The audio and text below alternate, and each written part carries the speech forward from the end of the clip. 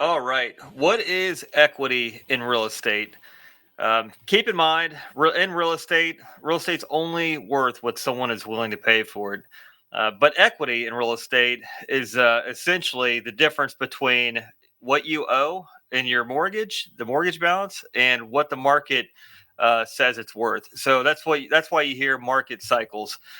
Real estate goes in cycles. There's peaks where your supply and demand is crunched, and it makes prices of housing go spike because the demand is high.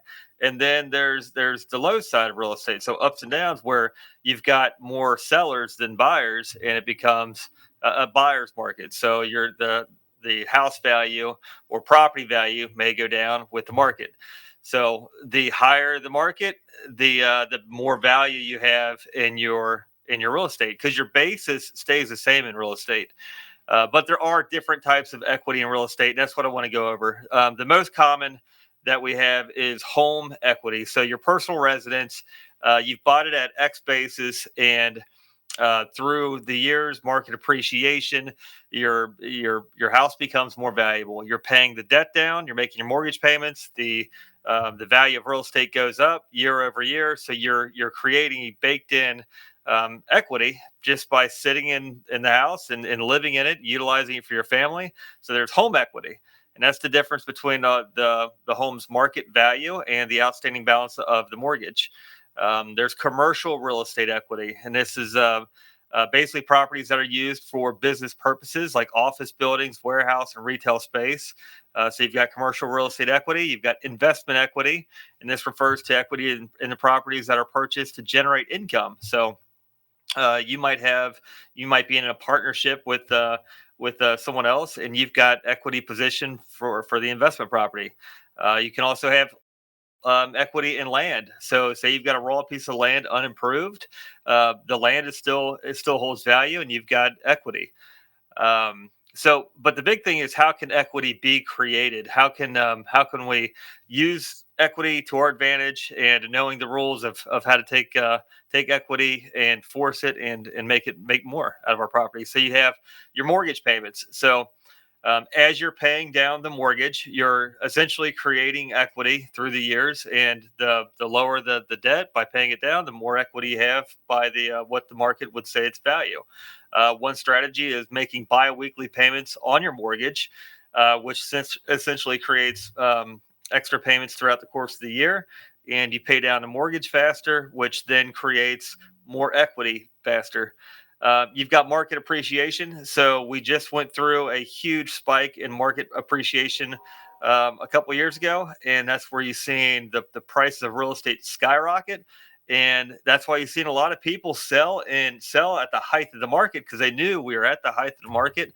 Anything moving forward, it could be taken away from the value. So you've got market appreciation, and that'll continue to go till the end of time. The ups and downs.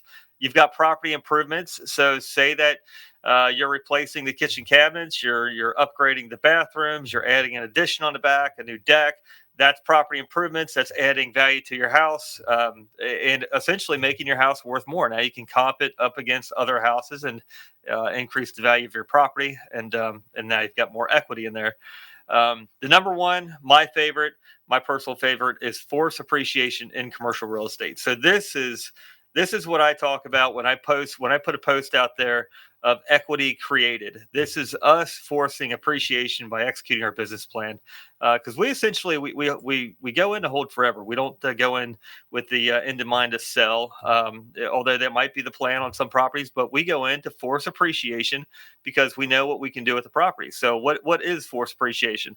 It's taking a proactive step and increasing the value of the property. So this could be renovating the units. This could be making the curb appeal better in order to increase rents. This could be a multitude of things, but essentially increasing the revenue. Um, by increasing the revenue, we're able to, on commercial properties, make the property worth more. Anything over 4 units, 5 units is considered commercial real estate. So you transition over to commercial real estate, you're not necessarily comping up against surrounding properties like residential. You're comping up against how much cash flow is the property producing. What are the property's expenses? What is the net operating income? And that'll give you a whole nother value versus saying, well, the house down the road sold for X, so now this property is valued at X. Commercial real estate valuations are different. You can also reduce the operating expenses. So, say that you've got a property manager in place on an apartment complex, and you can go through the P&L and you see nefarious expenses that you can essentially add back on your pro forma, and that's reducing and compressing expenses, which makes your net operating income higher, which increases the value of the property. Physical improvements. So if you want to go in and take a property out of 1970 and bring it to 2023 and beyond, you can go in with new cabinetry, new flooring, new paint, hardware, make it more appealing to the resident, attract new tenants, market rate, and increase the property's value through renovations with higher rental rates. You can also do lease upgrades. So, say you've got tenants that have lived there and they want to upgrade into a newly renovated unit. Now you're reaching market rate rents with the property that you've now improved.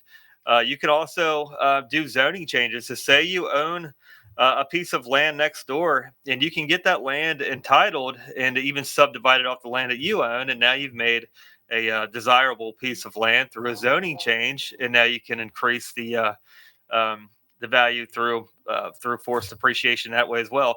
Or you can do a zoning change on a piece of land that you own that is commercial, that might be residentially zoned, and now you get a zoned commercial.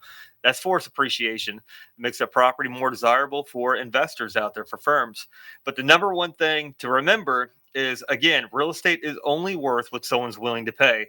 So when you see property, say we've increased the equity in this property by $3 million, that's great, but that equity is still trapped in the property. It's still trapped in the property, and you can refinance and do this and do that, but um, the property is only going to be valued by whether it's income related expenses, but ultimately, if you want to sell it, it's only worth what someone's willing to pay for it. So, equity, while it's great creating it, if you don't watch the cycles in real estate and sell at the right time, you could still cut yourself short by essentially giving up the equity that you did create. So keep that in mind. I hope this helps clarify what equity is in real estate, the different types, how to use it, how to utilize it, and just understand a little bit better. Um, Appreciate it. Hope this helps. Thanks.